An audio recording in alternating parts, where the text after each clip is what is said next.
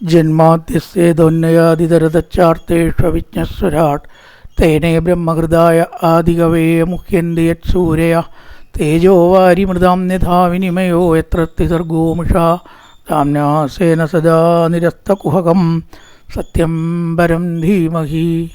നമസ്കാരം. സനാതനധർമ്മ സംഹിതകൾ പങ്കുവയ്ക്കാനായുള്ള ചാനലായ നാദശ്രീയിലേക്ക് എല്ലാവർക്കും സ്വാഗതം. പ്രിയ ചാനൽ സബ്സ്ക്രൈബ് ചെയ്യാനും ലൈക്ക് ചെയ്യാനും ഓർമ്മപ്പെടുത്തിക്കൊള്ളുന്നു. ശ്രീമദ് ഭാഗവതത്തിലെ പ്രഥമസ്കന്ധത്തിൽ 3-ാമത്തെ അധ്യായത്തിൽ 20 ശ്ലോകം വരെയാണ് പറഞ്ഞത്. അതിൽ ഭഗവാന്റെ 16-ാമത്തെ അവതാരമാണ് ക്ഷത്രിയരെ നിഗ്രഹം ചെയ്യാനായിട്ടുള്ള പരശുരാമ അവതാരം. അതുവരെയാണ് പറഞ്ഞു വെച്ചത്. ഇനി അവിടുന്ന് അങ്ങോട്ടുള്ള 3 രാമന്മാരിലത്തെ ഒരു രാമൻ കഴിഞ്ഞു. ഇനി ഒന്ന് ബലരാമൻ, പിന്നൊന്ന് ശ്രീരാമൻ. 3 രാമന്മാരാണ്. പരശുരാമനും ബലരാമനും ശ്രീരാമനും. 2 രാമന്മാരെ ഇനി പറയാൻ കിടക്കുന്നു. 21-ാമത്തെ ശ്ലോകം. തതഃസപ്തദശേ ജാതാ സത്യവത്യം പരാശരാത് ചക്രേ വേദതരോ ശാഖ ദുഷ്ടാ പുംസോൽപമേതസാ. സപ്തദശേ 17-ാമതായിട്ടുള്ള അവതാരം. 17-ാമത് ഭഗവാൻ പരാശരാത്, പരാശരനിൽ നിന്ന് സത്യവതിയിൽ വ്യാസനായിട്ട് അവതരിച്ചു. വ്യാസനും ഭഗവാന്റെ അവതാരമാണ്. വ്യാസായ വിഷ്ണുരൂപായ വ്യാസരൂപായ വിഷ്ണവേ നമോസ്തു വേദനിധയേ വാസിഷ്ഠായ നമോ നമഃ. പരാശരസുതനാണ് എന്നർത്ഥം. പരാശരനിലും സത്യവതിയിലും ഭഗവാൻ വ്യാസാവതാരം കൈക്കൊണ്ടു. പരാശര മഹർഷിയുടെയും സത്യവതിയുടെയും പുത്രനായിട്ട്, സത്യവത്യാം പരാശരാത്, പരാശരൻ്റെയും സത്യവതിയുടെയും പുത്രനായിട്ട് ജനങ്ങൾക്ക് വേദത്തെ അറിയാനുള്ള മാർഗം ഉണ്ടാക്കി കൊടുത്തു. ചക്രേ വേദതരോ ശാഖ. വേദം ശരിക്കും ഒന്നായിരുന്നു എന്നാണ് ആദ്യം, പിന്നെ എത്രയും 4 ആക്കിയത്. അതായത് 4 ശാഖകളാക്കിയിട്ട് വേറെ ആക്കുമ്പോൾ കുറച്ചും കൂടി ആൾക്കാർക്ക് മനസ്സിലാക്കാൻ സൗകര്യമുണ്ട് എന്നുള്ള അർത്ഥത്തിൽ. അതായത് പണ്ടൊക്കെ ഈ ജനറൽ സയൻസ് എന്ന് പറഞ്ഞിട്ട് ഒന്നേ ഉണ്ടായിരുന്നുള്ളൂ. ഞങ്ങളൊക്കെ പഠിക്കുമ്പോൾ അങ്ങനെ ഞങ്ങൾക്ക് ഓർമ്മയുണ്ട്. മാത്തമാറ്റിക്സ്, ജനറൽ സയൻസ്, ഇതൊക്കെ ഒറ്റ പുസ്തകമാണ്. അപ്പം അതിലേതാണ് ജിയോമെട്രി, ഏതാണ് അരിത്തമാറ്റിക്സ്, ഏതാണ് ഓൾജിബ്ര, അത് വ്യക്തമായ ഒരു ആശയമൊന്നും ആ കാലത്ത് ഉണ്ടാവില്ല. കപ്പാട സയൻസ്, കെമിസ്ട്രി എന്ന് പറഞ്ഞാൽ തന്നെ സയൻസിൻ്റെ വേറെ ഒരു വിഭാഗമാണെന്നൊന്നും അറിഞ്ഞിട്ടല്ല പഠിക്കുക. പുസ്തകത്തിലൊരു ഭാഗം കെമിസ്ട്രിയാണ്. എന്താ ഈ കെമിസ്ട്രി എന്ന് പറഞ്ഞാൽ വേറൊരു സയൻസിലത്തെ വിജ്ഞാന ശാഖയാണെന്നൊന്നും അറിയില്ല. പിന്നെയാണ് കെമിസ്ട്രി ഒരു ഗ്രൂപ്പാണെന്നും കെമിസ്ട്രി വേറൊന്നാണെന്നും ബോട്ടണി വേറെ. അപ്പോൾ അത് വേർതിരിച്ച് മനസ്സിലാക്കുമ്പോൾ മറ്റൊരു ശാഖ തന്നെയാണ് എന്ന് കുറച്ചും കൂടി ബോധം ഉണ്ടാവും. അതിനു വേണ്ടിയിട്ടാണ് വ്യാസൻ എന്ത് ചെയ്തത്? ഋക്ക്, യജുസ്, അഥർവം, അതുപോലെ തന്നെ സാമം എന്നീ 4 ശാഖകളാക്കി തിരിച്ചത്. വേദം എന്ന് പറഞ്ഞാൽ 4 പ്രധാന വിഭാഗങ്ങളാണ് എന്ന് വേറെ ആക്കി. അതാണ് അവിടെ എന്താണ് ചക്രേ വേദതരോ ശാഖ. 4 ശാഖകളാക്കി തിരിച്ചു. അതുവരെ വേദം ഒരൊറ്റ ഒന്നായിരുന്നു എന്നാണ്. അപ്പം മുഴുവൻ ആശയം കിട്ടില്ല. ഈ 4 ഏതൊക്കെയാണ്? അതിനെപ്പറ്റിയൊക്കെ ഇനി വേറെ എന്തെങ്കിലുമൊക്കെ പറയണമൊക്കെ ഉണ്ട്, ഇവിടെ വിസ്തരിക്കേണ്ട. ചക്രേ വേദതരോ ശാഖ ദുഷ്ടാ പുംസോ അല്പമേധസ. എന്തിനു വേണ്ടിയിട്ട്? അറിവില്ലാത്ത ആൾക്കാർക്ക് ഒന്നിനും കൊള്ളില്ല. നമ്മളൊക്കെ അതിൽ പെട്ട് തന്നെ കേട്ടോ, അല്ലേ? ഇപ്പോൾ ഈ വേദങ്ങളെന്തോ ശാസ്ത്രങ്ങളും ഇല്ല എന്ന് കൂട്ടുക, നമുക്ക് എന്താ ഉണ്ടാവുക? ഇരുട്ടിൽ തപ്പണ പോലെയാവും, ഇല്ലേ? എന്തെങ്കിലും പ്രപഞ്ചത്തെക്കുറിച്ചോ പ്രപഞ്ച രഹസ്യത്തെക്കുറിച്ചോ സൃഷ്ടികർത്താവിനെക്കുറിച്ചോ നമ്മുടെ ജന്മകർമ്മങ്ങളെക്കുറിച്ചോ എന്തെങ്കിലും അറിയോ? അപ്പോൾ അതാണ് അവിടെ എന്ത് പറഞ്ഞാൽ അല്പമേധസ. അറിവില്ലാത്തവർക്ക്, യാതൊരു വസ്തു അറിയാതെ ജീവികളെ പോലെ ഇങ്ങനെ ജനിക്കുക, എന്തെങ്കിലും കഴിക്കുക, എവിടെയെങ്കിലും കിടക്കുക, മരിക്കുക എന്നല്ലാതെ. അപ്പോൾ അത്തരക്കാർക്ക് വിശേഷിച്ചും കലിയുഗത്തിൽ അങ്ങനത്തെ ആൾക്കാരാവും അധികം. ഈ കാണുന്നതൊക്കെ തന്നെ ഉള്ളൂ സത്യം, അതിലപ്പുറം ഒന്നുമില്ല എന്ന് അറിയാത്തവർക്ക് അറിവുണ്ടാക്കാൻ വേണ്ടിയിട്ട് അല്പമേധസ്യ, ബുദ്ധിയില്ലാത്തവർക്ക് ബുദ്ധി ഉണ്ടാക്കാനായിട്ട് വേദത്തെ 4 ആക്കി വിഭജിച്ചു. അതാണ് ഭഗവാന്റെ വ്യാസാവതാരം. ഇനി അടുത്തതോ നരദേവത്വമാപന്ന സുരകാര്യച്ചികീർഷയാ സമുദ്രനിഗ്രഹാദീനി ചക്രേ വീരാണ്യതപ്പരം. അതിനുശേഷം എന്ന് പറഞ്ഞാൽ 17 കഴിഞ്ഞു, പിന്നത്തെ 18. ഇതിൽ പറഞ്ഞിട്ടില്ല കേട്ടോ, ശ്ലോകത്തിൽ പറഞ്ഞിട്ടില്ല, അടുത്തത് എന്നേ പറഞ്ഞുള്ളൂ. ചിലതൊക്കെ അങ്ങനെയാവുമല്ലോ. സുരകാര്യ ചികീർഷയ, ദേവകാര്യത്തെ നിർവഹിക്കാൻ വേണ്ടിക്കൊണ്ട് ഭഗവാന്റെ അവതാരങ്ങളും സ്വരൂപ വർണ്ണനകളും സ്വരൂപ എടുക്കലും ഒക്കെ എന്തിനാവുത്രേ? ദേവകാര്യം സാധിക്കാനാണ് എന്നാണ്. ദേവന്മാരുടെ എന്ന് മാത്രമല്ല, നല്ല ആൾക്കാരെന്നും അതിൽ പെടുത്താം. നല്ല ശിഷ്ട സംരക്ഷണത്തിനായിക്കൊണ്ടും ദുഷ്ടനിഗ്രഹത്തിനും വേണ്ടിയാണ് സ്വരൂപമില്ലാത്ത ഭഗവാൻ സ്വരൂപം തന്നെ എടുക്കുന്നത്.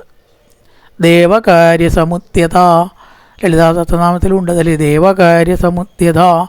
ദേവിക്ക് എന്തിനാ സ്വരൂപം? ശരീരവും വേണ്ട, കൈയും വേണ്ട, കാലും വേണ്ട, കണ്ണും വേണ്ട. പക്ഷെ അങ്ങനെ ഇരുന്നാൽ ലോകത്തിൽ എന്തെങ്കിലും നടക്കുമോ? ദുഷ്ടനിഗ്രഹം നടത്തണം. അതിനു വേണ്ടി സ്വരൂപത്തെ സ്വീകരിച്ചു. ഇവിടെ നരദേവത്വമാപന്ന, നരദേവത്വം രാജാവ് എന്ന അവസ്ഥ രാമാവതാരത്തെക്കുറിച്ചിട്ടാണ് പറയണത്. നരദേവത്വമാപന്ന സുരകാര്യ ചികീർഷയ, ദേവകാര്യങ്ങളെ നടത്താനായിക്കൊണ്ട് മനുഷ്യകാര്യങ്ങൾ നടത്തും ചെയ്തു. കൂട്ടത്തിൽ രാജഭരണം നടത്തിയപ്പോൾ മനുഷ്യകാര്യമാണ് നടത്തിയത്. പക്ഷെ ഇതിൻ്റെ അന്തർധാര എന്താണ്? രാവണനെ നിഗ്രഹിക്കണം എന്ന് ദേവന്മാർ അപേക്ഷിച്ചതിനെ തുടർന്ന് മനുഷ്യനാൽ മാത്രം മരണമുള്ള അവനെ നിഗ്രഹിക്കാം, മനുഷ്യാവതാരം കൈക്കൊള്ളണം, വേറെ വഴിയൊന്നുമില്ലല്ലോ.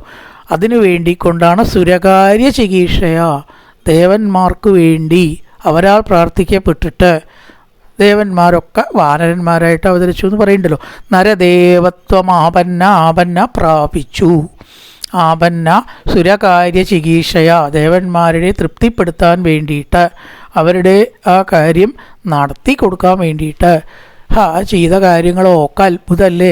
സമുദ്രനിഗ്രഹാദീനി ചക്രേ വീരാണ്യതപ്പരം. ഒരു രാമായണത്തിലും രാമൻ മനുഷ്യനായിട്ട് പറഞ്ഞിട്ടൊന്നുമില്ല, ഒക്കെ വെറുതെ പറയുക. വാൽമീകി ഇവിടെ അതാണ് പറഞ്ഞത്. നോക്കൂ, ഒറ്റ വാക്കുകൊണ്ട് കഴിച്ചു, സമുദ്രനിഗ്രഹാദീനി. ചിറകെട്ടി കിടന്നത് പിന്നെ ഇരിക്കട്ടെ എന്ന് വയ്ക്കാം. വിറപ്പിച്ചിട്ട് വഴി ചോദിച്ചത് ഈ ലോകത്തിൽ ആർക്കെങ്കിലും ഒരു മനുഷ്യന് ഇന്ന് വരെ കഴിഞ്ഞിട്ടുണ്ടോ? ഇനി കഴിയൂല. ചിറകെട്ടണമെങ്കിലും വേണത്രേ വഴി. വഴി മേടിച്ചിട്ട് ആ വഴിയിലാണ് ചിറകെട്ടിയിരിക്കുന്നത്, വെള്ളത്തിലല്ല ചിറകെട്ടിയിരിക്കുക. പലരും ഇതൊന്നും ആലോചിക്കില്ല. വെള്ളത്തിലെങ്ങനെ ചിറകെട്ടുക? ഇപ്പം അഡ്വാൻസ്ഡ് ആയിട്ടുള്ള യന്ത്രങ്ങളെ കൊണ്ട് പോലും വളരെ ദുഷ്കരമാണ്. വഴി ചോദിച്ചു എന്നാണ് ഇവിടെ പറയണത്. താരില്ല എന്ന് പറഞ്ഞപ്പോൾ ലക്ഷ്മണനോട് ആ ആഗ്നേയാസ്ത്രം എടുക്കാൻ പറഞ്ഞു. എൻ്റെ സംശയം ഞാൻ ഇപ്പം തീർത്തു കൊടുക്കാം, ഒരു തുള്ളി വെള്ളം ഇതിലില്ലാതെ ഞാൻ വറ്റിച്ചു കൊടുക്കാം ലക്ഷ്മണ. പേട്ടിച്ച് വിറച്ച് സമുദ്രം എത്ര വെച്ചെടുത്തോളൂ ഭഗവാൻ, ഇവിടുത്തോട് പറയാൻ ആരാ ഉള്ളത്? ഇതെങ്ങനെ മനുഷ്യനെ കൊണ്ട് സഹായിക്കുക? അപ്പം ഈശ്വരത്വമുള്ളത് തന്നെയാണ് ഭഗവാന്റെ അവതാരങ്ങളൊക്കെ. രാമാവതാരവും അതെ. സമുദ്രനിഗ്രഹാദീനി ചക്രേ വീര്യാണ്യതപ്പരം, വളരെ വീര്യങ്ങൾ കാണിച്ചു ഇല്ലേ? രാമൻ്റെ അവതാരങ്ങളൊക്കെ അങ്ങനെ തന്നെയല്ലേ. 14,000 രാക്ഷസന്മാരെ കൊല്ലുക എന്ന് പറഞ്ഞാൽ സാധിക്കുന്ന കാര്യമാണ്. 16 വയസ്സ് 17 വയസ്സുള്ള ആൾക്കാർ അതിബല മുതലായിട്ടത് പഠിച്ച് മാരീചനെ ഓടിച്ചു. മാരീചനെ വധിച്ചിട്ടില്ല, അപ്പോൾ പിന്നെ വധിച്ചത്. പിന്നെ സുബാഹുവിനെ വധിച്ചു. എന്തെല്ലാം അത്ഭുത കർമ്മങ്ങൾ. വിശ്വാമിത്രനും പോലും അന്തം വിട്ടു. കാരണം അന്ന് ജീവിച്ചിരിക്കുന്ന ആർക്കും ഇവരെ കൊല്ലാൻ പറ്റിയിട്ടില്ല, താടകയെ കൊല്ലാൻ. അപ്പം അത്തരം വീര്യാണി എന്നിവിടെ ചുരുക്കി പറഞ്ഞു. ചക്രേ വീര്യാണ്യതപ്പരം എന്ന് പറഞ്ഞത് ഇതാ ഇത്തരം കർമ്മങ്ങളൊക്കെയാണ്. പിന്നെ രാവണവധം എന്ന് പറഞ്ഞാൽ എളുപ്പമാണോ? വിഷ്ണുവിൻ്റെ ചക്രത്തിനടക്കം കൊല്ലാൻ കഴിഞ്ഞിട്ടില്ല രാവണനെ. കഴിയില്ല, കാരണം ദേവന്മാരാൽ വധം പറ്റില്ല എന്ന് പറഞ്ഞിട്ടുണ്ട്. ദേവഗന്ധർവദാവ അപ്പോൾ ബ്രഹ്മാവിൻ്റെ വരത്തെ സത്യാക്കണ്ടേ? അങ്ങനത്തെ ആളെ കൊല്ലണച്ചാൽ മനുഷ്യ എന്താണ് വീര്യാണ്യതപ്പരം. ഒക്കെ ആലോചിച്ചാൽ അത്ഭുതമാണ്. ഇനി അടുത്തത് 19 എന്ന് പറയണ്ടേ. ഏകോന വിംശേ വിംശതിമേ വൃഷ്ണിഷു പ്രാപ്യ ജന്മനി രാമകൃഷ്ണാവിധിഭുവോ ഭഗവാനകരഭരം. 19-ാമത്തേതിൽ പിന്നെ 20-ാമത്തേതിൽ 2 അവതാരം കൂട്ടി ഒരു ശ്ലോകത്തിൽ പറഞ്ഞു. ഏകോന വിംശേ പ്ലസ് വിംശതിമേ. സംസ്കൃതത്തിലൊക്കെ ഈ ഒന്നിൽ കുറവ് 10 എന്നുള്ള സംഖ്യ വരുമ്പോൾ ഒന്ന് കുറഞ്ഞതായിട്ടാണ് പറയുക. ബാക്കിയൊക്കെ വേറെ നമ്പറാണ്. 30 അതിലൊന്ന് കുറഞ്ഞാൽ 29, അപ്പം ഏകോന ത്രിംശോധ്യായ, ഏകോന വിംശോധ്യായ എന്ന് പറഞ്ഞാൽ 19, വിംശോധ്യായം എന്ന് പറഞ്ഞാൽ 20, ഏകോന അതിലൊന്ന് പോയത്. അങ്ങനെയാണ് ഹിന്ദിയിലും അങ്ങനെ വരിക. അതിൽ മാത്രമേ ഉള്ളൂ ഇങ്ങനത്തെ ഓരോ ഏർപ്പാടൊക്കെ. ഏകോന വിംശേ, 20 എന്താ 19.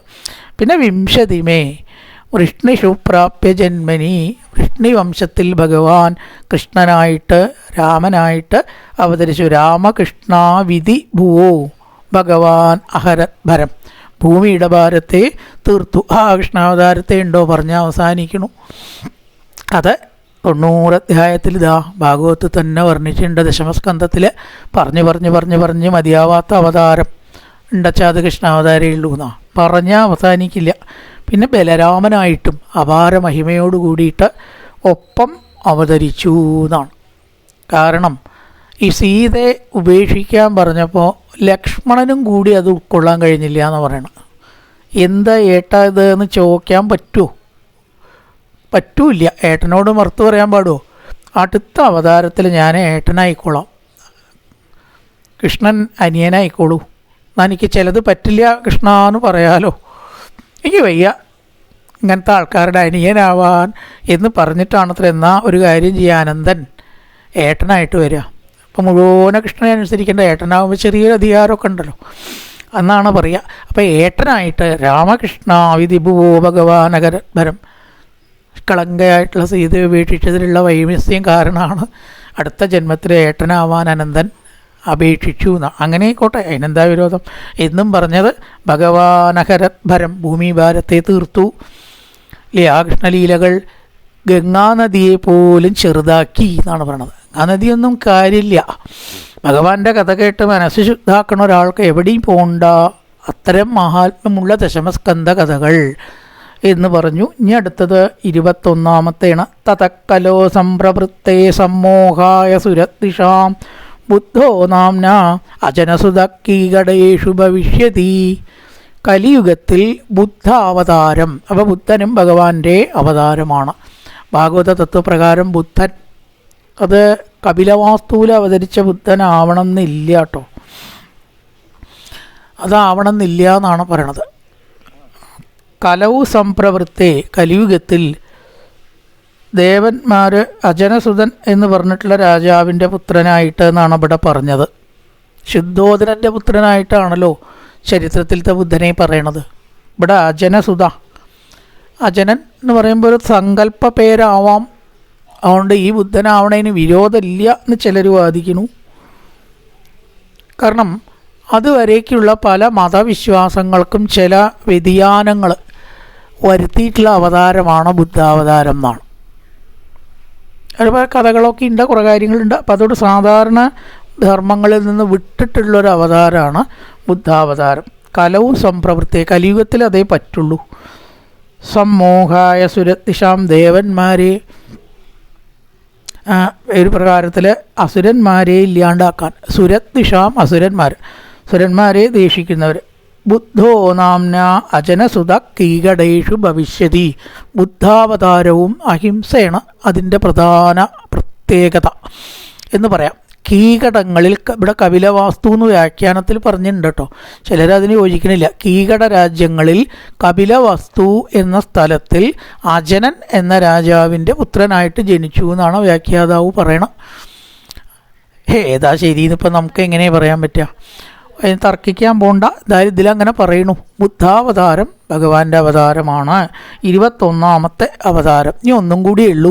അതാസോ യുഗസന്ധ്യായാം ദസ്യുപ്രായേഷു രാജസു ജനിതാ വിഷ്ണുയശസോ നാംന കൽക്കിർ ജഗത്പതി. കൽക്കി അത് അവതരിക്കാൻ പോണേ ഉള്ളൂ, ഫ്യൂച്ചർ ടെൻസാണ്. അവതരിക്കാൻ പോകുന്ന ഒരൊറ്റ അവതാരേ ഭാഗവത്തിലുള്ളൂ, മറ്റൊക്കെ കഴിഞ്ഞ അവതാരങ്ങളാണ്. അത് വിഷ്ണു യശസൻ എന്നു പേരായിട്ടുള്ള ഒരു ബ്രാഹ്മണൻ്റെ പുത്രനായിട്ട് എന്നാണ്. കൽക്കിർ നാംന ഭവി ജഗത്പതി. ഇപ്പം പല ദിക്കിലും കൽക്കി എന്ന് നമ്മൾ കേൾക്കണു ഇല്ലേ, ഒരുപാട് കൽക്കിമാരുണ്ട്. ഇതൊന്നും യഥാർത്ഥ കൽക്കിയില്ല. കാരണം കൽക്കി ആവണമെങ്കിൽ ഇപ്പോൾ എത്രയോ ആയിരക്കണക്കിന് വർഷം കഴിയണം എന്നാണ് പറയണത്. പിന്നെ എങ്ങനെ ഇപ്പം കൽക്കി ഉണ്ടാവുക? അത് വ്യാജാണെന്ന് ഉറപ്പാണല്ലോ. കൽക്കി എന്ന നാമത്തോടു കൂടി ജനിക്കും എന്നാണ് പറഞ്ഞത്. ജനിത വിഷ്ണു യശസ്സോ, വിഷ്ണു യശസ് എന്ന ബ്രാഹ്മണൻ്റെ പുത്രനായിട്ട് എന്നാണ് ഇവിടെ പറയണത്. ശമ്പള ഗ്രാമം എന്ന് പറഞ്ഞ ദിക്കിലാണ് അവതാരം ഉണ്ടാവുക.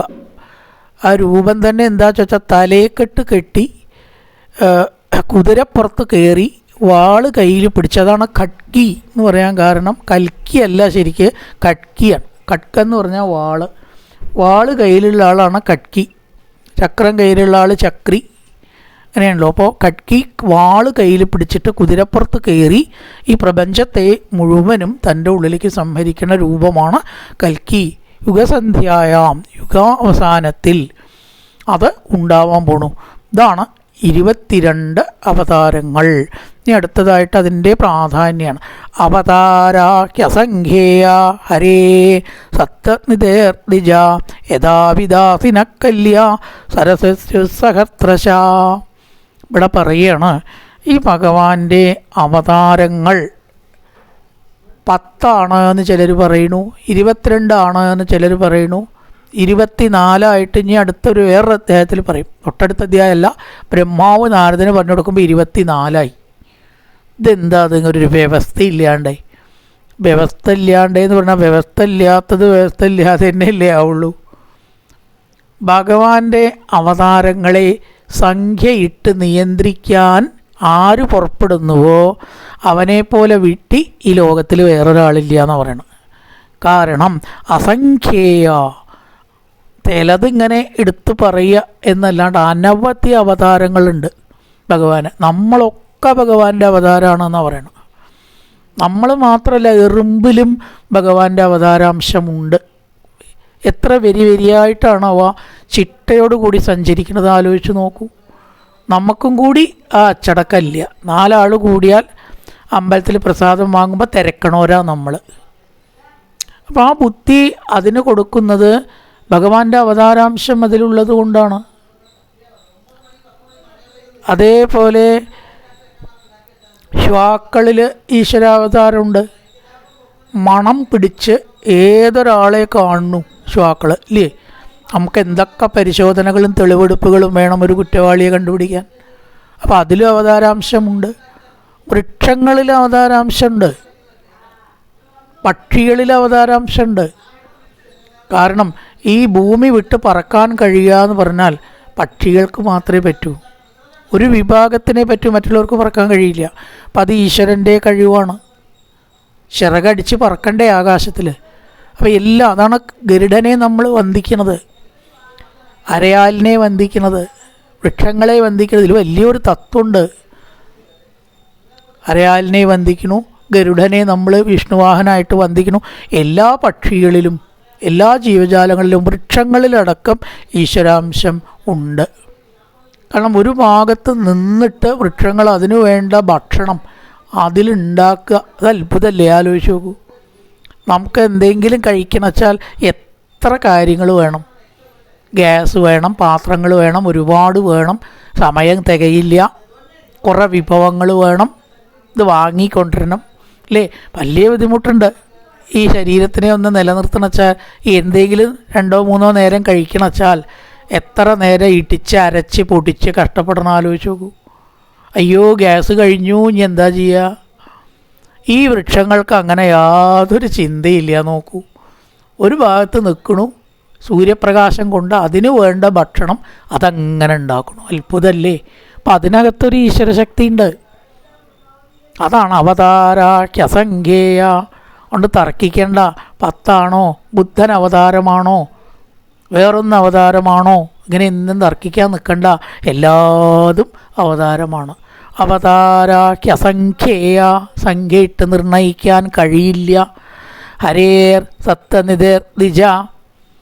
ജയദേവൻ്റെ അഷ്ടപതി നോക്കിയാൽ കൃഷ്ണൻ അവതാരം തന്നെ ആയിട്ട് പറഞ്ഞിട്ടില്ല. ആലോചിച്ച് നോക്കൂ.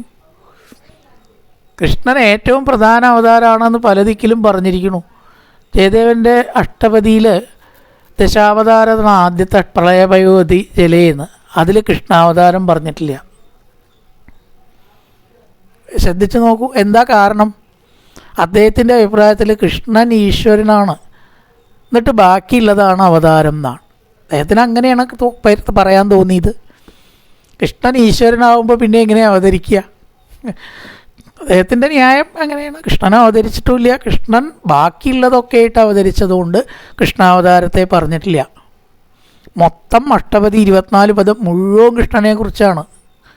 പിന്നെ അത് അവതാരമായിട്ട് പറയാൻ അദ്ദേഹത്തിന് ഇഷ്ടമില്ല. കൃഷ്ണൻ അവതാരം അല്ല എന്നാണ്. അപ്പം അങ്ങനെയും പറയാം. അപ്പോൾ ഓരോരുത്തർക്ക് ഭക്തിയോട് കൂടിയിട്ട് എന്ത് വേണമെങ്കിൽ പറയാം. തോന്നിയത് പറയാം എന്നല്ല, ഭക്തിയോട് കൂടിയിട്ട് അല്ലേ കൃഷ്ണ നീയേ എന്നൊക്കെ നമ്മൾ പറയും. ബഹുമാനിക്കപ്പെടേണ്ട ആളെ നീയേ എന്ന് പറയാൻ പാടുമോ? ഭക്തിയോട് കൂടിയിട്ടൊക്കെ ആവാമെന്നാണ്. കൃഷ്ണ നമ്മൾ തമ്മിൽ ഇനി ബന്ധമില്ല കേട്ടോ, നീ എന്താ എന്നെ ഇങ്ങനെ കഷ്ടപ്പെടുത്തണ? അപ്പോൾ സ്നേഹത്തോട് കൂടിയിട്ടുള്ള ആ ചീത്ത പറച്ചിൽ ഭഗവാൻ ഇഷ്ടമാണെന്നാണ്. അവരത് ശിക്ഷിക്കൊന്നുമില്ല. അപ്പോൾ ഭക്തിയോട് കൂടിയിട്ട് എന്ത് വേണമെങ്കിലും എങ്ങനെ വേണമെങ്കിലും അവതാരങ്ങളെ പറയാം. അതിപ്പോൾ എന്ന രീതിയിലെന്നൊന്നുമില്ല. യസംഖ്യേയാഹരേർ സത്തനിജ യഥാവിദാസിന കല്യ സരസിസ്സഹസ്രശ. സരസ എന്ന് പറഞ്ഞാൽ നദികൾ എന്നാണ്. ഒരു നദിയിൽ എത്ര എത്ര എത്ര എത്ര ഉറവകളുണ്ടാവും കണക്കാക്കാൻ പറ്റുമോ? എവിടുന്നെങ്കിലും പുറപ്പെട്ട സമുദ്രം വരെ ഒഴുകുന്ന ഒരു നദിയിൽ എത്ര ഉറവകളുണ്ട് എന്ന് കണ്ടുപിടിക്കാനാവില്ല. അത്ര ദിക്കിലുള്ള ഉറവകളാണ് ഒരു നദിയെ നദിയാക്കുന്നത്. തുടങ്ങുമ്പോൾ ചെറിയൊരു ചാലാവും അല്ലേ? ഇത്ര വീതിയിലാണ് ഭാരതപ്പുഴ അവിടെ എത്താറാകുമ്പോഴേക്ക് കൂടുന്നത്. അപ്പോൾ ഇത്രയും നദികൾ ഉറവകൾ അതിലുണ്ടെങ്കിൽ അത് കണക്കാക്കാൻ പറ്റാത്തതുപോലെ ഭഗവാന്റെ അവതാരങ്ങളെ ഒന്നും ആർക്കും കണക്കാക്കാൻ പറ്റില്ല. ചിലർ പറയും ഭഗവാന്റെ അവതാരങ്ങളായി പറയുന്ന പലരും മനുഷ്യ ദൈവങ്ങൾ എന്ന് കളിയാക്കി തെറ്റിക്കും. അമൃതാനന്ദമയി അവതാരമാണോ? സായിബാബ അവതാര? എന്തിനാ അത് ചോദിക്കാൻ പോണോ? അതിനുള്ള ഉത്തരം എന്താ അതിൽ കിട്ടി? എല്ലാം അവതാരമാണ്. എന്തെങ്കിലും ഒരു ഈശ്വരാംശം അവരിലില്ലെങ്കിൽ ഇത്രയും ആൾക്കാർ അവരെ ബഹുമാനിക്കുമോ? വെറുതെ ആരെയും ബഹുമാനിക്കുകയൊന്നുമില്ല ഈ കലിയുഗത്തിൽ. അവരിലൊരു ശക്തിയുണ്ട്. എല്ലാം ഭഗവാന്റെ അവതാരങ്ങളാണ്. ജീവനില്ലാത്തതടക്കം ഭഗവാന്റെ അംശമുണ്ട്. ഇലക്ട്രോണും പ്രോട്ടോണും അതിനകത്ത് സഞ്ചരിക്കുന്നു, ചലനമുണ്ടാവുന്നു. ശാസ്ത്രജ്ഞന്മാർ കണ്ടെത്തിയിട്ടുണ്ട് ഇല്ലേ? തന്മാത്രയുടെ ഉള്ളിൽ ഇലക്ട്രോണും പ്രോട്ടോണും ന്യൂട്രോണും ഉണ്ടെന്ന് പറഞ്ഞാൽ അതിനകത്ത് ചലനം എങ്ങനെയാണ് ഉണ്ടാവുന്നത്? അതിലൊക്കെ ഈശ്വരാംശമുണ്ട്. ഈ പ്രപഞ്ചം മുഴുവൻ വ്യാപിച്ച് കിടക്കുന്ന ഭഗവാന്റെ അവതാരങ്ങൾ എത്ര എന്ന് സംഖ്യയിടുന്നതാണ് തെറ്റ് എന്ന് പറഞ്ഞ് അവസാനിപ്പിച്ചു. അവതാരാഖ്യസംഖ്യേയാഹരേർ സത്വനിധേർദിജ. സത്വഗുണത്തിൻ്റെ ഇരിപ്പിടമായിരിക്കുന്ന ഹരേ, ഹരിയുടെ അവതാരങ്ങൾ അസംഖ്യങ്ങളാണത്രേ. യഥാവിദാസിന സത്യ. ക്ഷയിക്കാത്തതായ കഴിയാത്തതായ അവസാനമില്ലാത്തതായ ഉറവകൾ ഒരു നദിയിലുള്ളതുപോലെ അസംഖ്യങ്ങളാണ് ഭഗവാന്റെ അവതാരങ്ങൾ. ഋഷയോ മനവോ ദേവ മനുപുത്ര മഹൗജസ കലാ സർവേ ഹരേരേവ സപ്രജാപതയത്തതാ. പ്രജാപതികളോട് കൂടിയിട്ടുള്ള ഋഷികൾ, മനുക്കൾ, മനവ, ദേവന്മാർ, 33 ദേവന്മാർ എന്നാണ് ഇവിടെ പറയണത്. കോടിയില്ല കേട്ടോ, കോടി എവിടുന്ന് വന്ന് കയറിയെന്നറിയില്ല. ആ ദേവന്മാരും 33 എന്ന് പറഞ്ഞാൽ 11 രുദ്രന്മാർ, 8 വസുക്കൾ, 12 ആദിത്യന്മാർ, 2 അശ്വിനി ദേവകൾ. ഇവരെയാണ് 30 കോടി ദേവന്മാർ എന്ന് പറയണത്. കോടി എന്ന് പറഞ്ഞാൽ ക്രോർ എന്നുള്ള അർത്ഥത്തിലല്ല, കോടി പദവി എന്നുള്ള നിലയ്ക്കാവാം. 33 പദവിയിലിരിക്കുന്നവരെയാണ് 33 ദേവന്മാരും. മഹൗജസ, മഹാപരാക്രമശാലികളായിട്ടുള്ള മനുപുത്ര, മനുവിനെ പറഞ്ഞു, മനുവിൻ്റെ പുത്രന്മാരും എല്ലാം ഹരിയുടെ അംശങ്ങൾ തന്നെ. കലാ സർവേ ഹരേരേവ, എല്ലാം ഹരിയുടെ. സപ്രജാപതയത്തതാ, പ്രജാപതികൾ, ഋഷികൾ, മനുക്കൾ, ദേവന്മാർ, മനുവിൻ്റെ പുത്രന്മാർ എല്ലാവരും ഭഗവാന്റെ അവതാരങ്ങളാണ്. ശൗനകാദികളെ എന്ന് പറയണം. അപ്പോൾ അവതാരത്തെക്കുറിച്ചുണ്ടോ പറഞ്ഞാൽ തീരണു.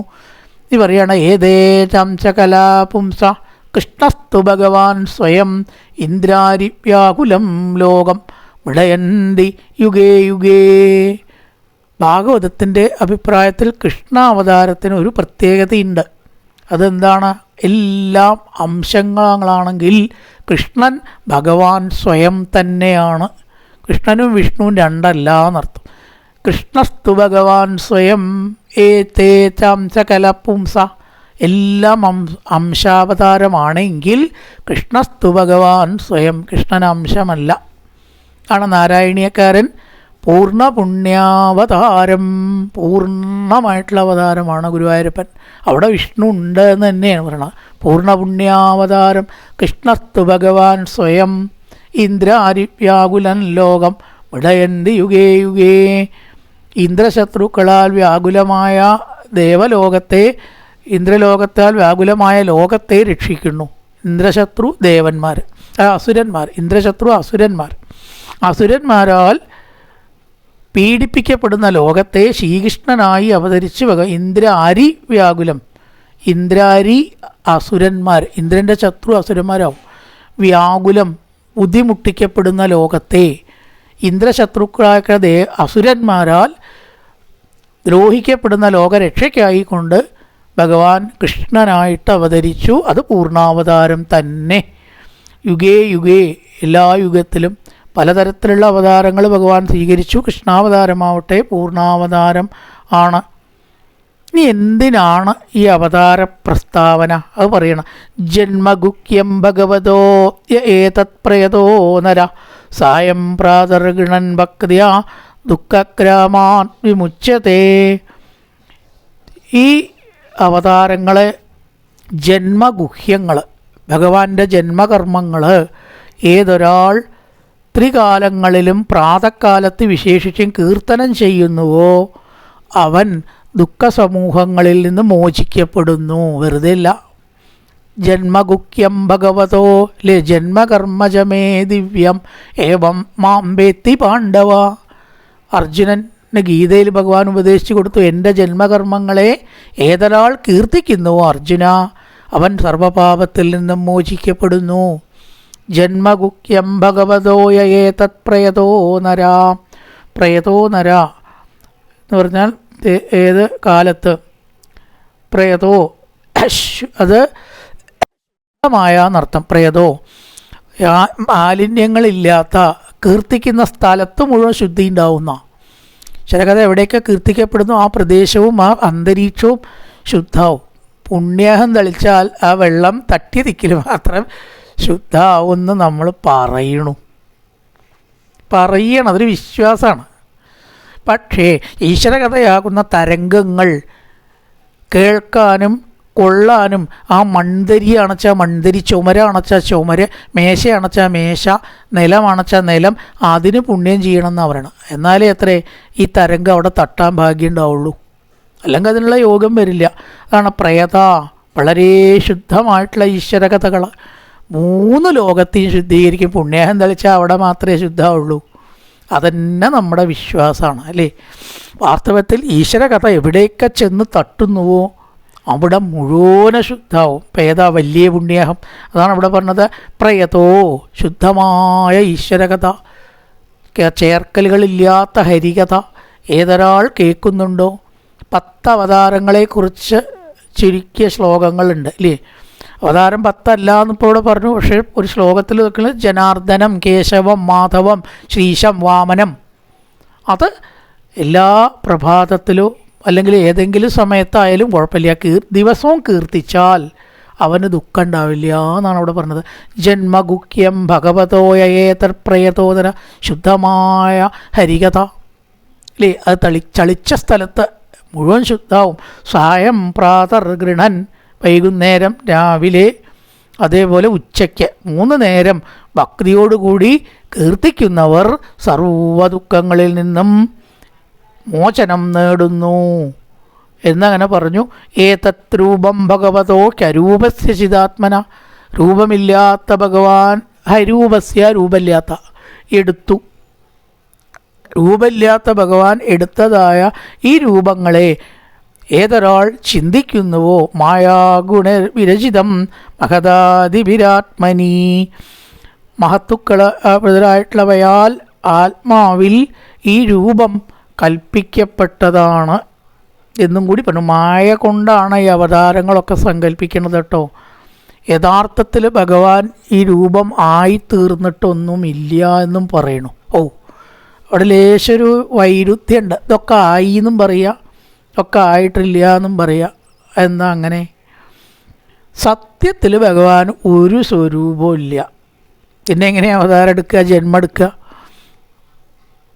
എന്നാൽ സാധാരണക്കാർക്ക് ഭഗവാനിലേക്ക് എത്തണമെങ്കിൽ ഈ രൂപവും ഭാവവും ഭക്താനുഗ്രഹ ലീല, അസുരനിഗ്രഹം, ദേവാനുഗ്രഹം ഇങ്ങനെയൊക്കെ പറഞ്ഞാലേ സാധാരണക്കാർക്ക് അറിയാൻ പറ്റുള്ളൂ.